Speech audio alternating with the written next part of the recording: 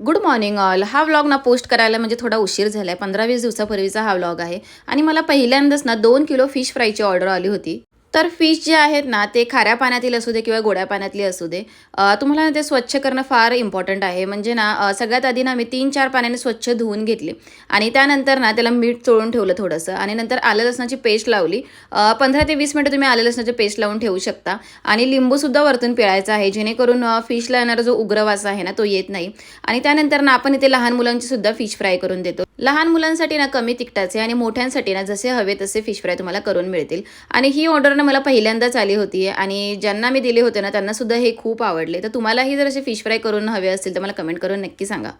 Fish मार्केटमधून आणण्यापासून ना ते फ्राय होईपर्यंत जी काही प्रोसेस आहे, म्हणजे ते आणणं, क्लिनिंग करणं आणि त्याच्यानंतर ते प्रॉपर वॉश करणं आणि मॅरिनेट वगैरे करणं आणि त्याच्यानंतर प्रॉपर कुरकुरीत होणंसुद्धा गरजेचं आहे.